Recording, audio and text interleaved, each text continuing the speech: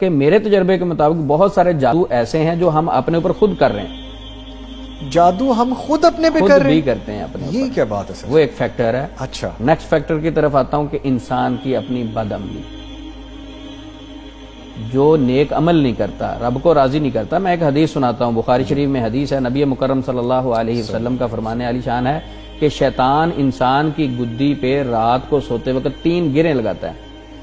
صبح جب وہ فجر کے وقت اٹھتا ہے، سب سے پہلے جب اٹھا اللہ کا ذکر کیا، ایک گرہ کھل گئی، وضو کیا اس نے دوسری گرہ کھل گئی، اور اس کے بعد اس نے نماز پڑھی تو تیسری گرہ کھل گئی۔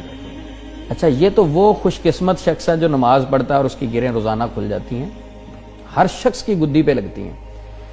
اب نبی صلی اللہ علیہ وسلم کے اس فرمان کو اگر دیکھیں، وہ شخص جو نماز ہی نہیں پڑھتا، 1 مہینہ اس نے نمازیں نہیں پڑھی فجر کی، 30 دن، اور 30 دن میں 90 گرہیں اس کی گدی پہ لگ گئی۔ اب اس کی تصدیق نبی مکرم صلی اللہ علیہ وسلم خود فرما رہے ہیں، کوئی دو رائے رہتی نہیں، دو رائے رہتی نہیں۔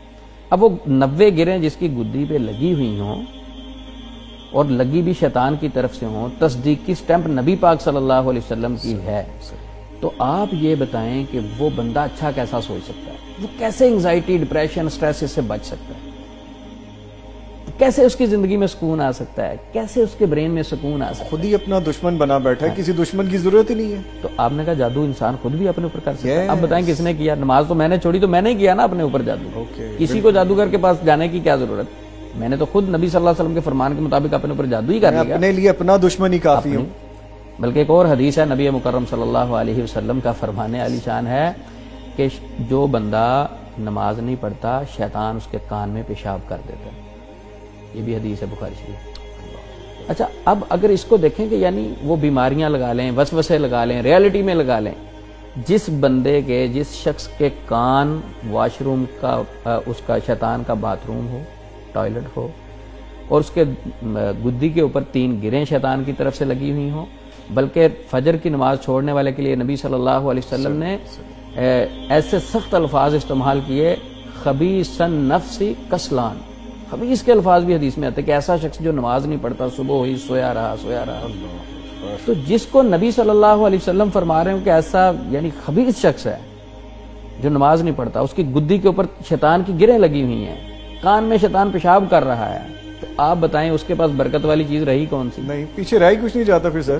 اب اس نے یہ سارا کچھ کیا کرے گا؟ آسان حل ہے، میرے اوپر کسی نے جادو کروا دیا، اور بھائی نماز تو نے چھوڑی ہے تو جادو تو نے کسی کے اوپر ڈال دیا، تو یہ جو تو نے خود کیا اس کا نام کیوں نہیں لیتا؟ تو ایک فیکٹر ہے معاشرے میں بد عملی۔